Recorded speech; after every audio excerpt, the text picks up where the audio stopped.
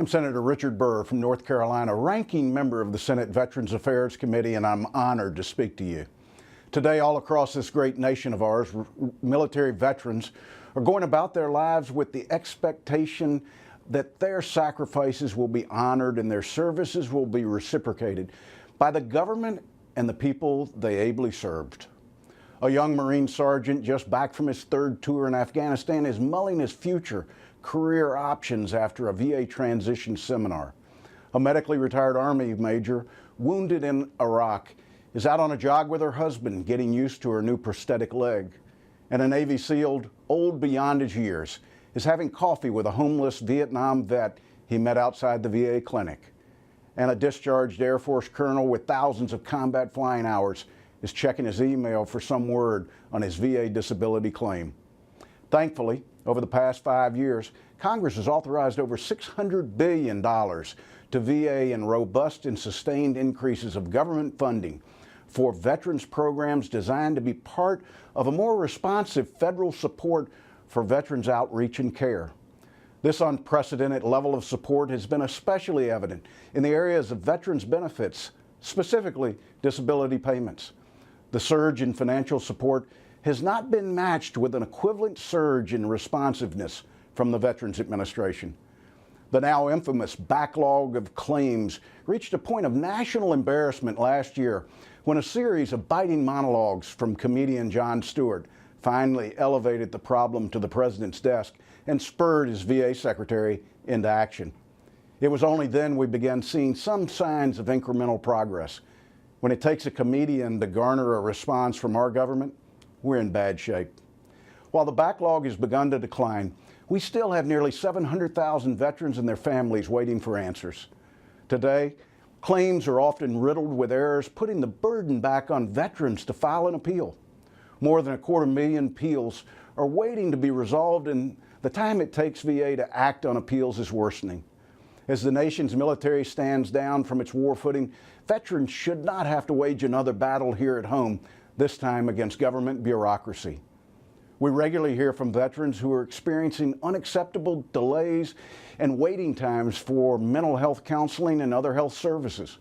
These delays have real-life implications for veterans, especially those at risk of lapsing back into isolation or a downward spiral that can be difficult to stop. After Congress heard frustrating accounts from VA whistleblowers, VA is finally taking steps to improve its staffing and responsiveness for mental health concerns and its overall delivery of health care, but more remains to be done. Our younger veterans are entering civilian life during one of the slowest economic recovery in our nation's histories. Some states have passed laws that issue licenses to veterans or certifications for the skill sets they gained while in the military, provided their training met the state standard. Without reforms such as these that address the problem at its root, many veterans will end up retaking classes or tests they've already passed while in the service. Government has a vital role to play in improving the employment prospects for veterans, but short-term make-work programs run by government agencies are not the answer to our veterans' long-term needs. Lastly, I want to take a moment to speak about the problem of homelessness among our veterans. In North Carolina, we're trying something new.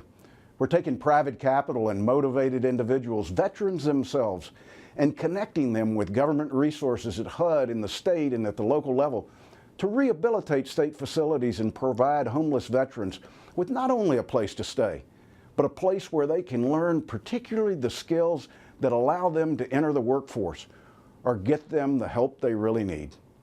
Rather than a top-down government-centered approach, it's citizen-centered and it's veteran-focused. I've introduced legislation to continue to force Washington to change and to provide real solutions for the needs of our veterans population.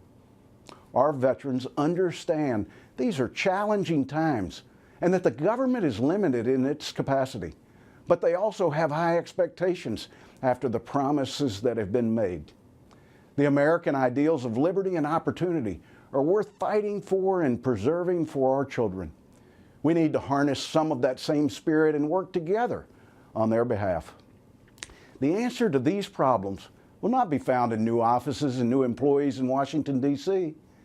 The answer lies with Congress's responsibility to ensure that VA programs are operating in the way they were intended and meeting the needs of the veterans, not the DC bureaucrats, and inside the communities that our veterans live in. It's found in the American people, among the faces that greet our returning heroes. Working together, I know we can ensure that history will say, we kept our promise. Thanks for listening. God bless all the men and women who have served and continue to serve our great country. And God bless this great nation.